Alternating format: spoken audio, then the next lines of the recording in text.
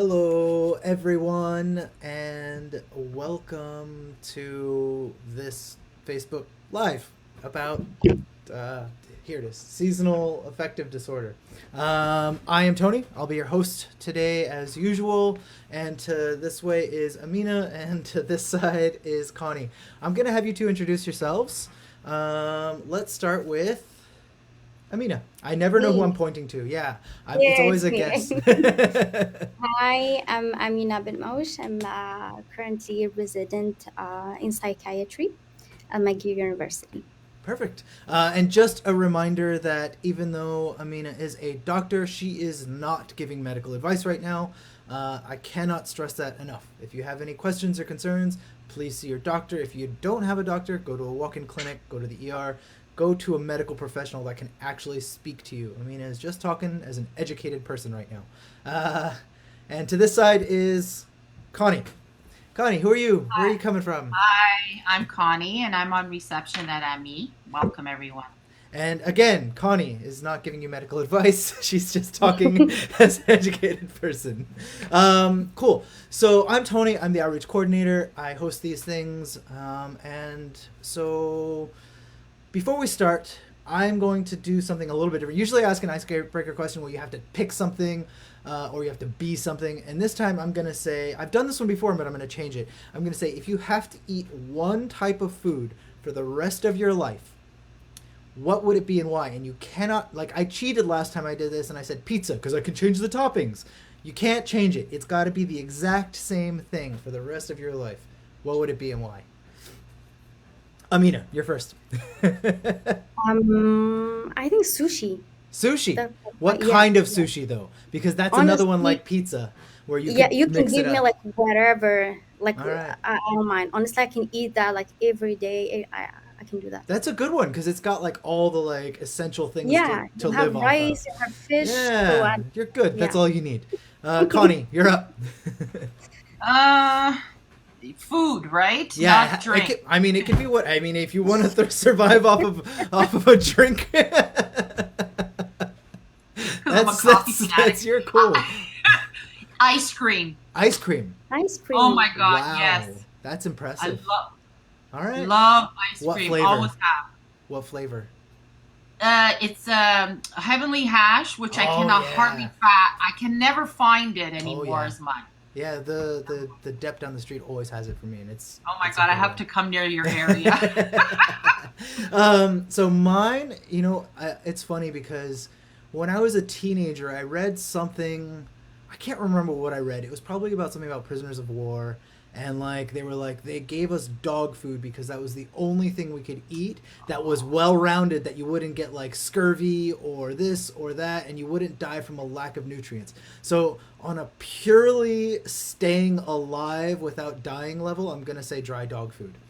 And I'm gonna Try, Wow. try. so I have no idea if that's accurate, but for whatever reason that really like stuck in my head from like I mean it must have been 25 years now that I've thought that's been like circulating in the back of my head.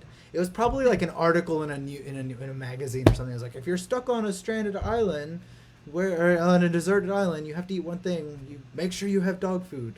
Who knows what it was. You're probably, if somebody's watching, you might get a commercial, Yeah, Alpo or whatever. contact you. Just contact AMI-Quebec for your dog food needs. So we're not here to talk about dog food. We are here to talk about seasonal affective disorder, which is sometimes and often it's just abbreviated to SAD, SAD. I don't know if people call it SAD or if they actually say the individual letters, but that is what it is. So I am going to start off with. Oh, and by the way, if you're watching this live and you have any questions, leave them in the comments and we can answer them. So if you have any questions, concerns, anything like that, just do that. I'm trying to copy it from one thing so I can actually like I can actually put it in the comments itself. Here we go. So I'll start with Amina. I'm gonna ask you, if you're a doctor, someone comes in and they're like, what is sad? What's the like, or better yet, they're in an elevator with you. Not even they're coming to see you as a client, right? Because Hmm. I think you can go into a little bit more detail about it. But you're like, all right, we're on floor 2. We're gonna stop at floor 6 in the hospital. You got 4 floors. What is seasonal affective disorder? And no one's stopping in between floor 2 and 6. Yeah, yeah, yeah. So So it's like so my speech. yeah, yeah, yeah. Well, it's like, oh, okay, this is what it is. So what would you say? Like, how would you describe it? So usually how we describe it is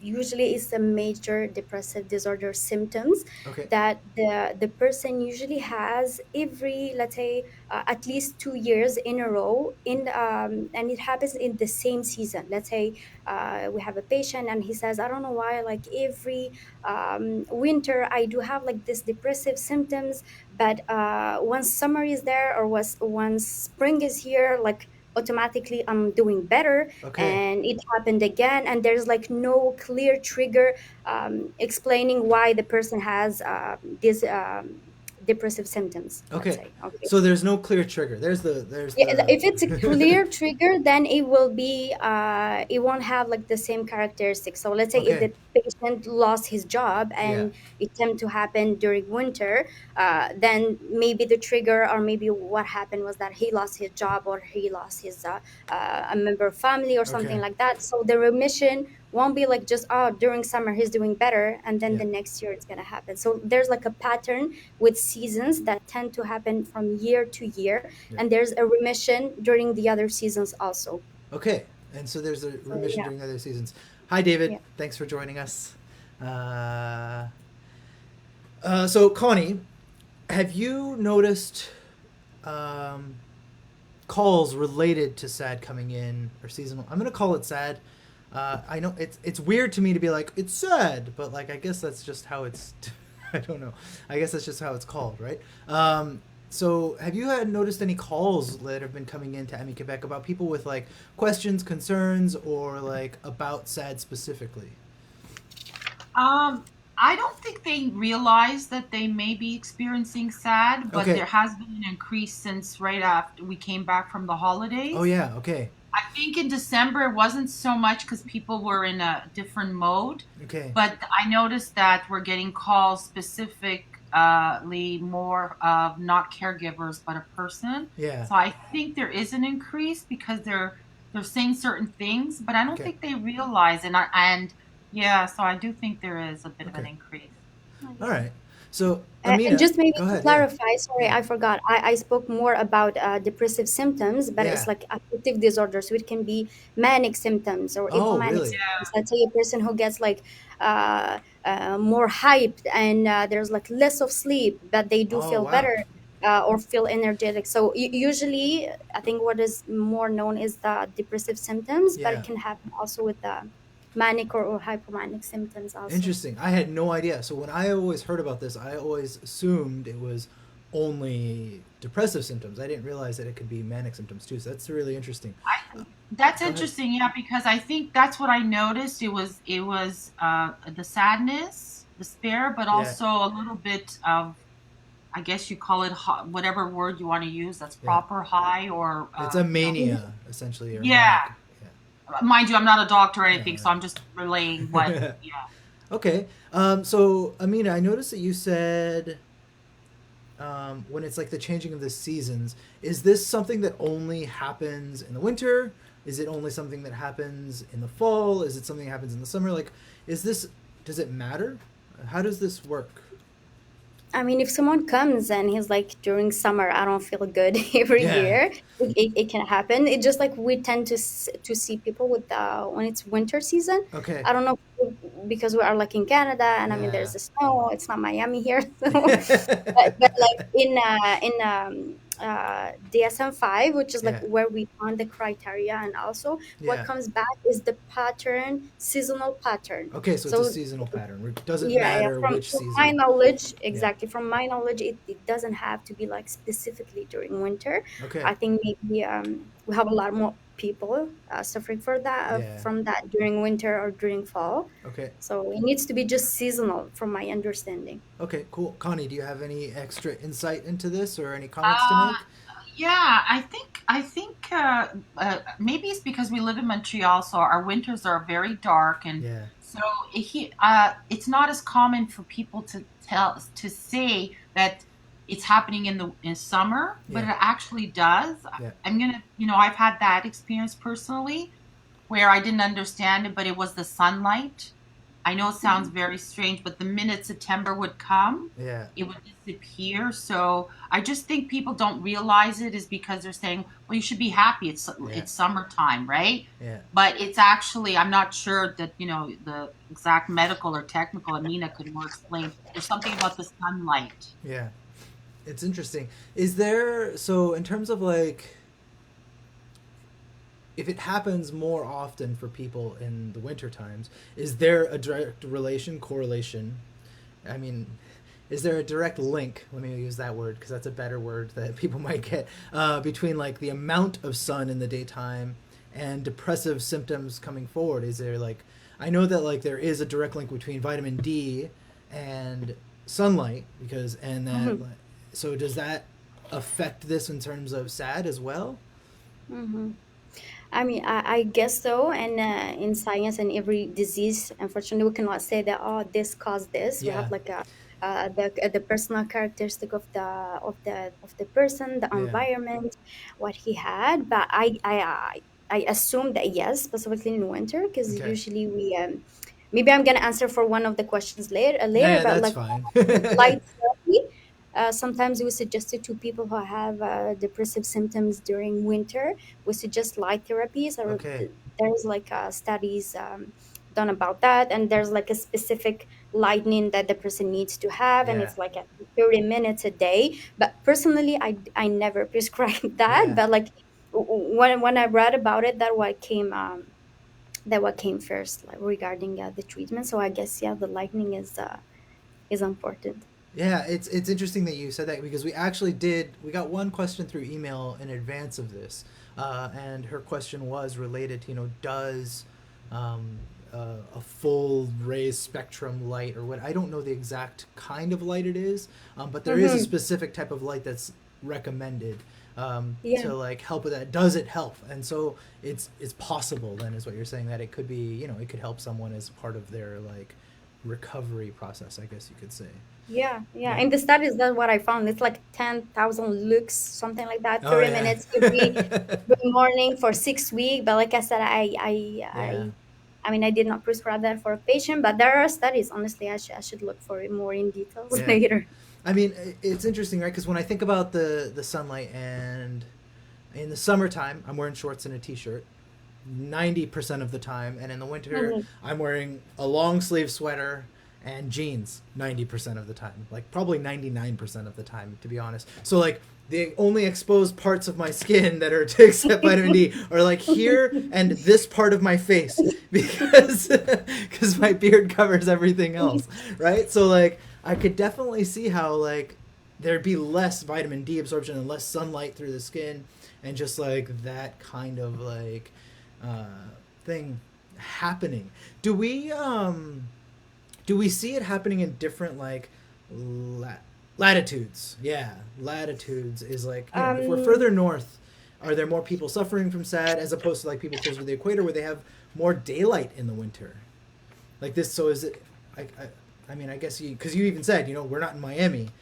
I mean, yeah, yeah, yeah. I grew up in Yeah, I mean, Miami, so yeah, yeah, for unfortunately for us. But I mean, the prevalence of these let's say, seasonal pattern, from what I read about it, specifically like the winter pattern, yeah. it depends, it varies with the latitude, Okay, actually. okay, so So it does make a difference. All right, yeah, and that's apparently pretty. it increases with high Yeah, latitude. Sorry. yeah. So yeah, you're right about that.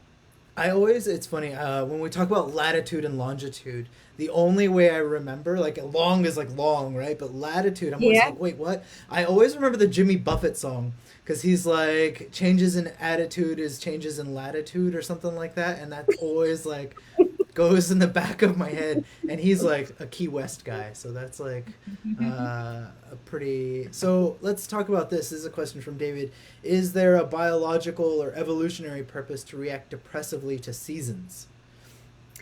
So I mean, in psychiatry in general, we tend to see things as being multifactorial. Okay. So we say that some characteristic of the person, which is biological or any genetic background that he has, and Yeah. there's also the environment of the person. So it's a link between many things that can explain that. This one, I mean, depression, we sometimes say that, let's say people, they have less serotonin level in their brain and stuff Yeah. like that. So usually it comes back a lot.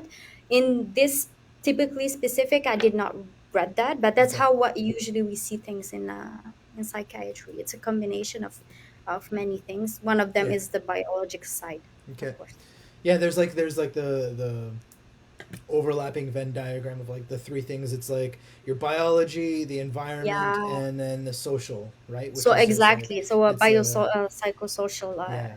Okay. vision that we tend to have. Yeah, so it's never just one thing, and I think that's across the board for, and that's something that I think a lot of people overlook. They're like, oh no, no, you're born with it, and it's not always that, and or it's like, oh, they were raised in this place, so therefore it's because of that. But everybody Hmm. raised in that place doesn't have the exact same experience, so it's different. There's all these different things that can factor in. So Connie, I got a question for you. So between the calls that we receive, and you said also for you in the summertime you've noticed this, um, between these things, so how do these symptoms of seasonal affective disorder, like how do they play out in the real world, right? Like we talk about, oh, it's a depressive symptoms, but like what does that really mean? Like, am I like, it's different for each person. So how have you seen these like play out in the calls that we're getting, or even in your own experience with it? So we'll start with the being the winter. Yeah. There's you know the calls that there's such a sadness Okay. in the way they're talking, and I have to say sometimes they're crying and Yeah. they don't know what's going on. Okay. That's what I'm seeing. So it's a very, and I think because we had curfew on top of it, Yeah. and you know, I'm not saying that it only happened this time, but I'm just saying the added factors maybe Yeah. made it, increased it. But the sadness is really, really hot. Like that's what Yeah. I'm seeing. And for summertime, because that's my experience, Yeah. um, it was very sad, sad and anxiety. Anxiety. Okay. Yes, So, all right. because of the sunlight, which Yeah. I cannot grasp the concept of it, because it should be the time that you're the happiest, right? It's summertime and Yeah. whatever. So, Yeah, I mean, I guess sunlight affects everybody differently though too, right? Like you can have people who are just like, I mean, it's kind of like coming out of like a dark room and then walking out into the sun, and you're like, oh, this is great, I love this. But maybe that's like it all the time, right? It doesn't always have to be a good thing, you know. Like when you come out of the movies and you're like, all right, I'm going outside, and then you're like, I'm a vampire. Like, it's not. It doesn't always have to be a good thing. Um, if you have a client or a patient who comes in, I mean, what does it look like when they're trying to explain, if they don't know what they're just Hmm. like explaining symptoms? What kind of symptoms would they be describing to you that you would be like, Yeah. it could be this? It could be, yeah. So if we talk more specifically regarding depressive episode, Yeah. what we tend to ask the patient is just like Connie said regarding the mood.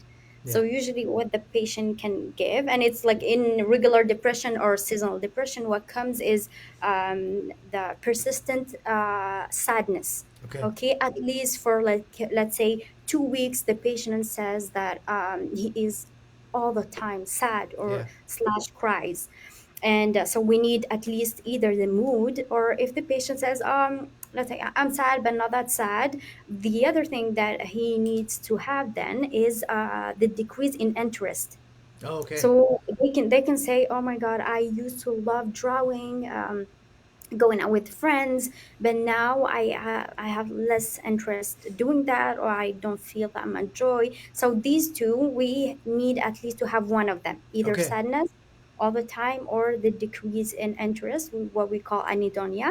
Yeah. The other symptoms, we need to have them on top of one of the sadness Oh, or okay. Okay. anhedonia, and we in total we need to have, let's say, five, Okay. okay, to give the diagnosis of depression. And usually we ask about the sleep, um, and we ask the person, do you sleep less or do you sleep more? Yeah. And from what I read, the seasonal affective disorder, what comes a lot is hypersomnia.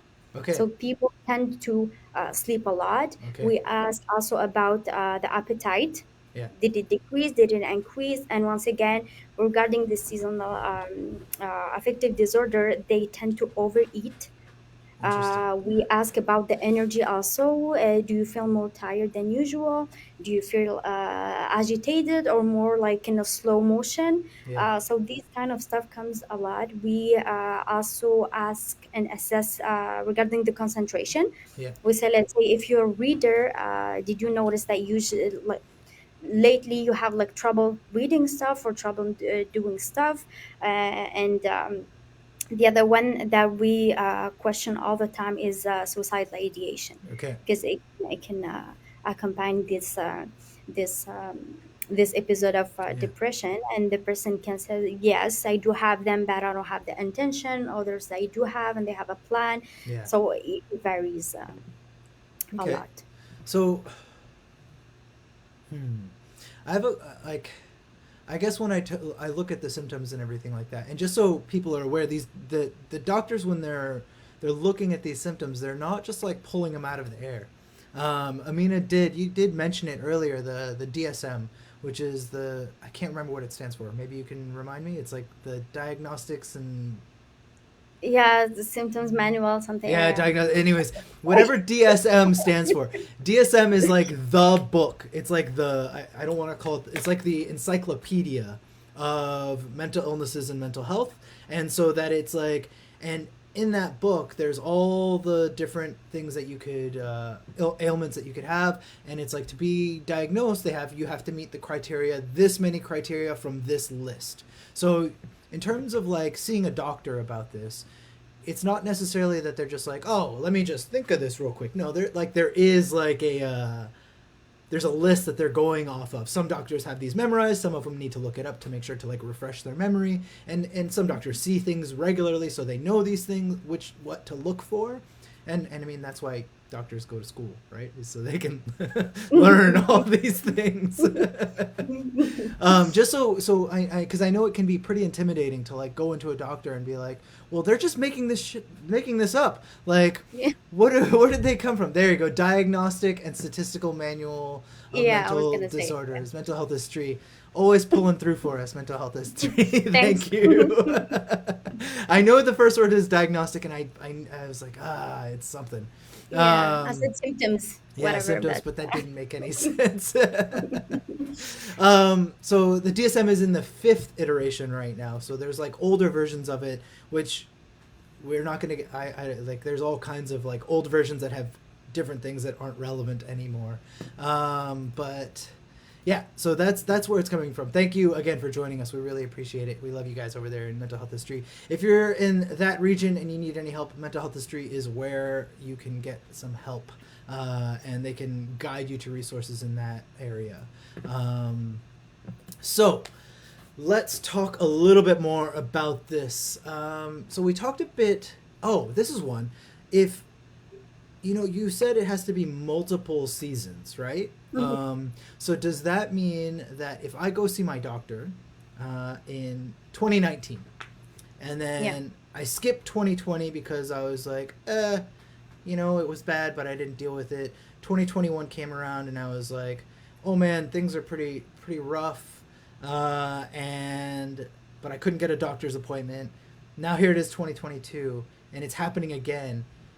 Do I have to have that history of seeing my doctor each year for them to be able to say, actually, yeah, that's what's going on? Or can they, like, do doctors just, like, they take your word for it? You're like, yeah, this has happened every year, and I just haven't been able to come, or I didn't come for whatever reason, because I don't, people don't go to doctors for all kinds of reasons. Mm-hmm. Yeah. So, like, do they have to have that record of in their file? It's like, oh, here it was, this is what you did, or is it doctors kind of, like, use their judgment on this? I mean, if the patient did not have the chance to go and see a doctor during like this episode, Yeah. usually what the doctor is gonna do is he's gonna ask question regarding this current episode, Yeah. and he's gonna go back to the other one, and he's just gonna do like the same interview. Okay. At that time, were you tired? At that time, were you Oh, sad? okay, okay. So even if there's not a clear diagnosis, he can see like the longitudinal Okay. pattern that happens. So we're not gonna say tell the patient why didn't you come. We're just gonna assess, let's say, the current one and the past one that the patient maybe think it happened. And Yeah. sometimes, like you said, patient don't realize that it happens. Sometimes it's like more that when the doctor asks, oh, okay, it happened last winter Yeah. and before that, and then the patient realize, oh yeah, it happened many times. Yeah. And So yeah. it's funny because every time we talk about doctors, and when you listen to like when I listen to other like podcasts and stuff like that, every doctor says the same thing. They're like, oh, you can talk to the patient for 30 minutes, and as you're walking out the door, that's when they're like, oh, by the way, this happened last year too. And you're like, wait a minute, come on, really? So it's like, so just to like, if you're watching this and you think of it, it is important to talk about, like, don't wait till the last minute. I know it's awkward, it's confusing, it's hard, doctors are like intimidating, but like if you wait till the last minute, it just starts the whole process all over again. You're there, try to like get it taken care of. Connie, if someone calls in and they're like, I'm experiencing SAD, what kind of resources can we direct them to? Either in person, online, anything for AMI-Quebec, or if someone has a loved one that they think is suffering with it, or they're helping a loved one that they're taking care of, you know, Um, what would you say? well, the first question I ask, which is if they have a GP, a family doctor. Yeah. But a lot of times they don't. So Yeah.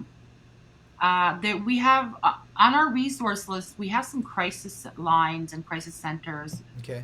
It doesn't necessarily mean when they hear the word crisis, they think they have to be in a dire, but Yeah. it's somebody to express yourself. But the other thing at the moment now, maybe what might be helpful if you call your CLSC and see if they have some kind of services Yeah. for you, because unfortunately, it's hard to always be able to speak to a medical doctor. Yeah. And we have our support groups. So we have Oh yeah, depression. that's right. Yep.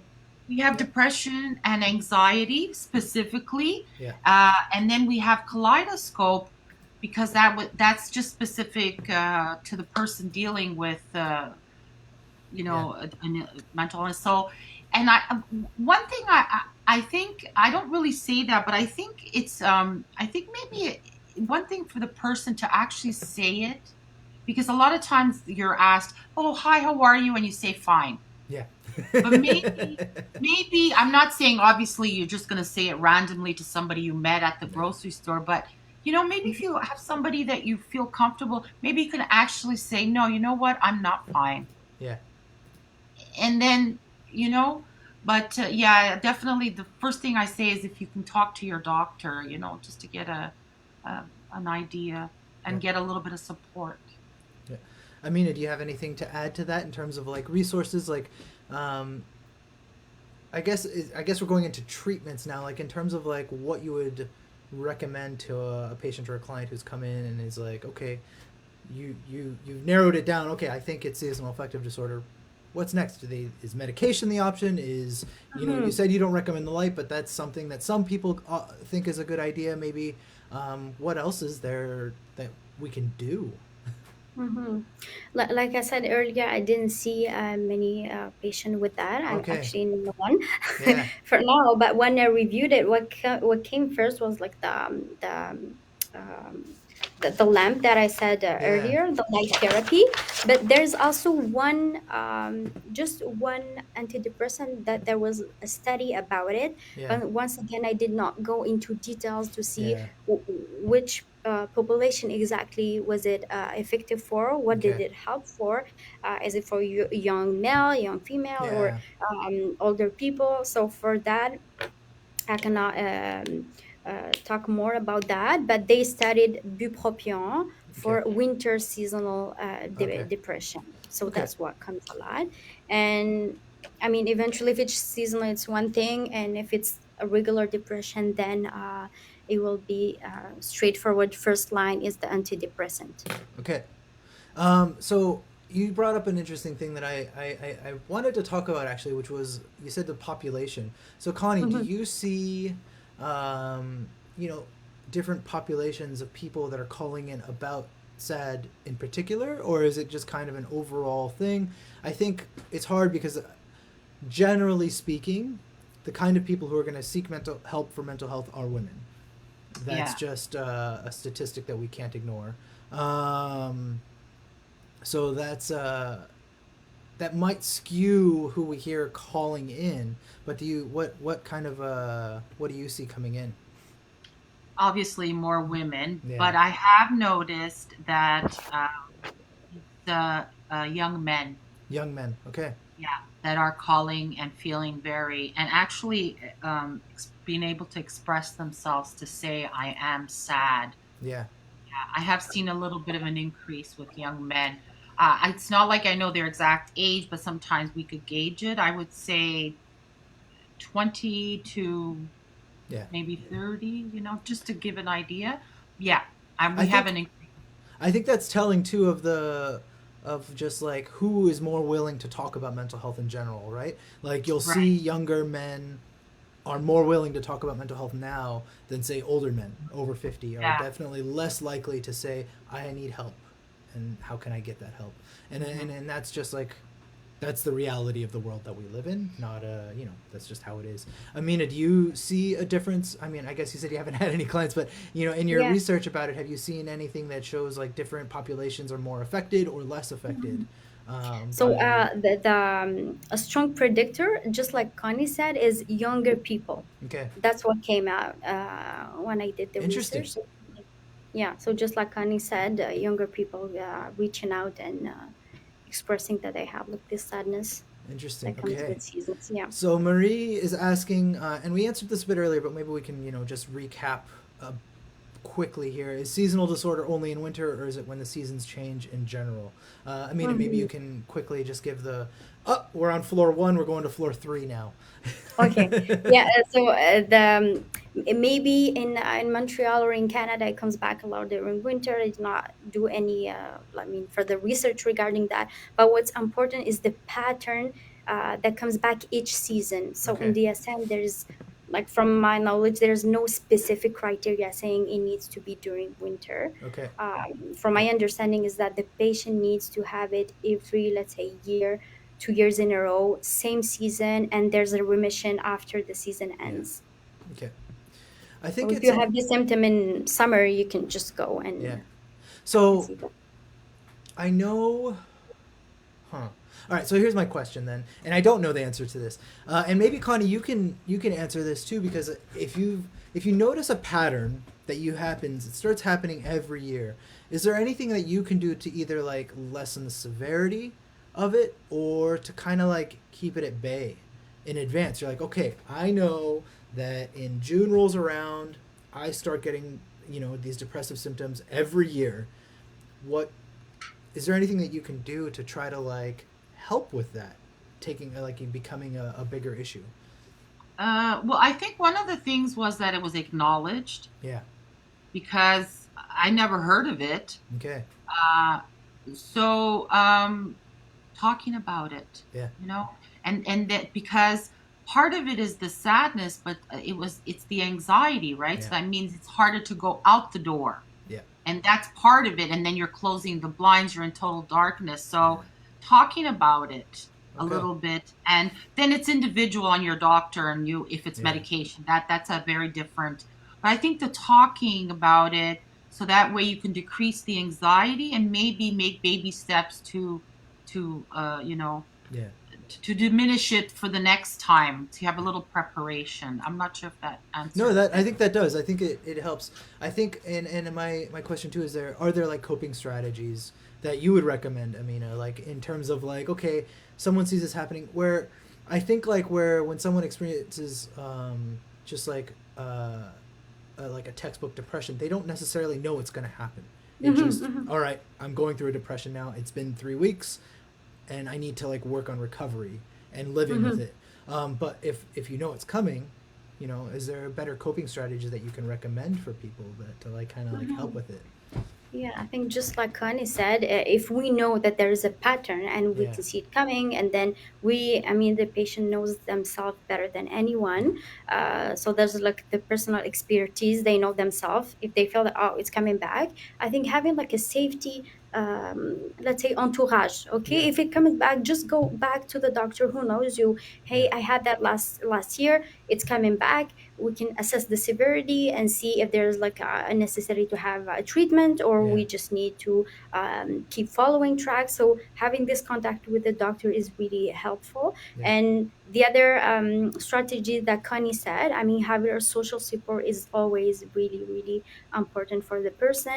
It's either people that we know, family members, friends, or even crisis center. Like she said, it's 24/7. Yeah. It's available. We don't need usually like to go there. Sometimes over the phone they have people. If we're like in a extreme crisis, we can Yeah. go there. But just like have an important support, medical support, social support, and to have that together and have like a clear plan, or at least feeling that we are supported in this and we're not alone. Yeah. Okay. So one thing you brought up that I think is good, and you kind of touched on it earlier too, is severity. Mhm. So like Connie, do you see any like you hear sadness, and I know Amina mentioned suicidal ideation before. So is this like the two extremes of it? Is that there's just the generalized sadness, and then there's like what are some of the like the more lighter symptoms versus obviously I I mean I don't know, but I would think that suicidal ideation would be kind of like the more extreme side of the severity aspect. Mhm. What do you think, Connie, in terms of like severity? Is there a Okay, so variety? yeah, the suicidal and um, I think I'm not sure if I said anxiety. Yeah, you did say anxiety. I think Okay, that's a big thing because I think that can exacerbate all kinds of symptoms of depression. Right? You're like, all right, did you I'm remunerate and yeah. you can and it's look so sorry, you wanted to know the so Yeah, with just like in anxiety, terms of symptoms, severity, yeah, does it vary? anxiety. Is it always the same? Is it like, does it fluctuate? Like, Well, personally, it yeah, was more or less always the same okay, type of the same type, like that yeah, extreme, the sadness, yeah, whatever, and then and then the anxiety. So yeah, it was repetitive, but it started decreasing because it was acknowledged, yeah, and then you work on it whatever way that you best can, and if you can work on the anxiety a little bit, that might personally decrease those other thoughts, yeah, because you're learning, like, a simple thing is to even to learn how to breathe at the yeah, moment that the anxiety is coming. yeah. So that's my personal, No, yeah. no, So, that's but you have great. to reach, but you need to reach out because you don't know this on your own. You don't know how to. You Yeah, have to be, somebody has to kind of guide you through yeah, this. yeah. Learning coping strategies is a lifelong Yeah. thing. We're always learning different ways of And dealing with it's not something. So something like you're going to learn it in one day. yeah, Obviously, it takes time, and you have to give yourself a little bit of a break too, and not be, yeah, too judgmental because, this is happening and you yeah, didn't do anything to make it happen. It just, sometimes happens. yeah, yeah. So Amina, you mentioned earlier it can be manic or depressive. So if you're, is it the same thing though? Like if someone goes from being depressive and Mhm. then they go to manic, or is it no, it's like is that a different thing that they're dealing with, as opposed to where seasonal affective disorder is it's always a mania or it's always a depression and it can't fluctuate between the two. Honestly, that's a great question. I need to look more further regarding Yeah, that. that's okay. Let's say if someone has like just uh, the thing is, let's say if a person has manic episode, Yeah, the person will have diagnosis of bipolar type yeah, 1, yeah. which means that the person will have technically manic episodes and can have also depressive Okay. episodes. Yeah. So like when a person is manic, she'll have these two. So Yeah. let's say I do guess if you have one summer a manic episode and the next one it's depressive episode, maybe it can count as one. But Yeah. honestly, that's a great question. Immediately Uh, what came to mind was bipolar. I was like, okay, so would someone be more likely to be diagnosed with bipolar? And obviously, if you don't, you said you do need to look it up a bit, so that's fine. It's a good question, I think, for people in general to think about, right? Is that, like, if you're noticing that you're having manic episodes and then depressive episodes and then manic or vice versa, it might be that you're not necessarily suffering from seasonal affective disorder, but some sort of like bipolar or another thing that's going on. So it's just good to know, like, how your body what to responds. have? Yeah, what to have. And Mhm. this is where it's really important to talk to a doctor, because they can look these things up, and they can look up in the DSM, and they can try to speak to their colleagues and see, because and this is a great example where you might see a doctor who may not know, but doctors talk to doctors. That's what they do. And so they may have a colleague who's like, oh no, yeah, this is like this, or they can look it up in the manual, and this is where it's if I were to try to sort this out on my own, I wouldn't know where to start, right? Like, I don't have 7 doctors on speed dial, like I have 7 people who ride motorcycles on speed dial. If you have a motorcycle question, I can get that. But, Yeah. medical questions, that's a whole Yeah. other thing. So I think we've kind of, like, covered everything. Is there anything that, like, either of you think we should talk about or we haven't talked about? If there's any questions out there from anyone watching right now, there's a bunch of you watching. If you have any questions, shoot them out. Otherwise I'm going to try to, like, wrap this up a little bit, because I don't, we're just going to keep repeating ourselves. Is there anything that either of you want to, like, bring up that you think is relevant or important? Yeah, actually, how can I support a loved one? Oh, yeah. Yeah, Of we've course. been talking That was a on my lot about, yeah. we've been talking about the person, but Yeah. if you see a friend, a family member, Yeah. in this situation, so how would you think, Mina, this would be more you, do you Yeah. think that person, how do you think they should reach out to help them? Mm-hmm. Let's say what we see usually is the closest family. Let's say the parents, brother, husband, and all that. Usually, we let's say if the patient says, "Oh, my mother or my sister wants more information regarding that." Usually, what we do, if the patient accept to share, that we share information. Usually, we can have contact with them and explain. Sometimes having an explanation regarding what happened or what are the things that we looked at, and we spoke previously regarding suicidal ideation. Some of them it's something that scares them, so they're like, how do we do that? And Yeah. just giving them information, saying that if they see that the patient is not doing well, to bring him to the ER or book an appointment for the patient. They can sometimes come with the patient also Yeah. during the appointment, if the patient agrees to that. And usually, I know we try to give some resources out, community resources, um, for families, and sometimes it's like families helping families who deal with the same situation, with, let's say, having a member of family having a depression or any other mental health disorder. So they give each other, let's say, strategies and help. I don't have like a clear name right now, like Yeah. quickly, but usually it does exist. So that's Okay. what we So the biggest support then is really just talking with our family members and supporting them, like, mentally, just being there for them, listening to them, and helping guide them through resources that they may need and get. Mhm. I mean, that's really the best support that we can give to our family members. Obviously, we can't be like, slap out of it. That definitely isn't going to help. So, great. Did you guys have anything? Amina, did you have anything else, or Connie, did you have anything else that you wanted to bring up? If Just you might go ahead, sorry. Sorry, no, just a reminder that we do have some support groups Yeah. that and I just want to tell the support groups there's no obligation, there's no registration, it's free of charge. You just go and see how the flow of the night goes. Yeah. So don't get anxiety over the fact that you have to be talking or anything like that. Yeah, I put a link to our calendar, which has a link to all of our support groups.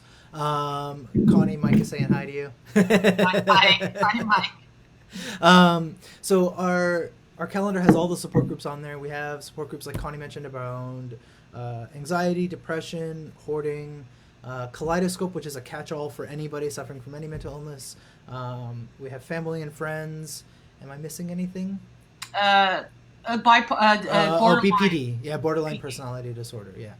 So we've got a lot of support groups. They are all online right now, and will be for the foreseeable future. So you can just tune in from home.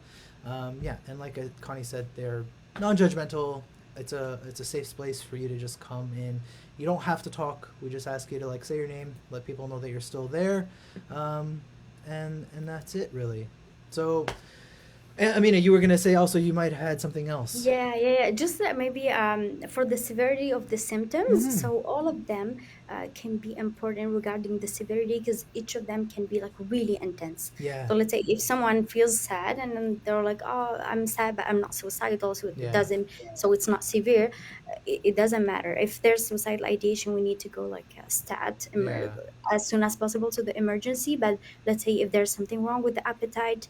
I mean, it's like not eating or eating way too much regarding the baseline. It is also important, the sleep also. So every symptom is important. And Yeah.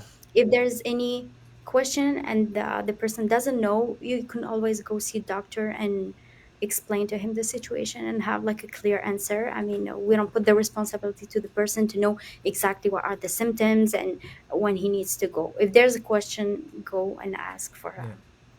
for a doctor. Thank you. Yeah, I think that's a really good point that people can experience it differently, right? And so how I experience seasonal affective disorder is going to be different than you and Connie and everyone else. Exactly. So it just because you're like, oh, it's not that bad, that doesn't mean it can't get worse if you don't take care of it. Howie is asking it. Howie, I'm sorry if I'm pronouncing your name wrong. Are the sport groups bilingual? To be honest, generally the sport groups are anglophone. There are francophones who attend, and they get a lot out of it. But the most common language spoken in our support groups is English. We do tend to serve the English population more than the francophone population. There are francophone specific support groups. Give Connie a call. I'm actually going to put the phone number on the screen right above Connie's head. Look at that. It's like magic. So you can call Connie at 514-486-1448, and I'm sure she can direct you to some support groups that are francophone especially if I know that everyone's understanding of languages is a bit different. So I could understand French, but I wouldn't feel comfortable expressing myself in French, and sometimes that's what's necessary in a support group. So just that's the reality of what it is. So I just want to say thank you so much, Connie and Amina, for joining me. Do you guys have, or do either of you ladies have any final parting words? No, thank you. Thank you for inviting me. Thank you so much. And thank you everyone who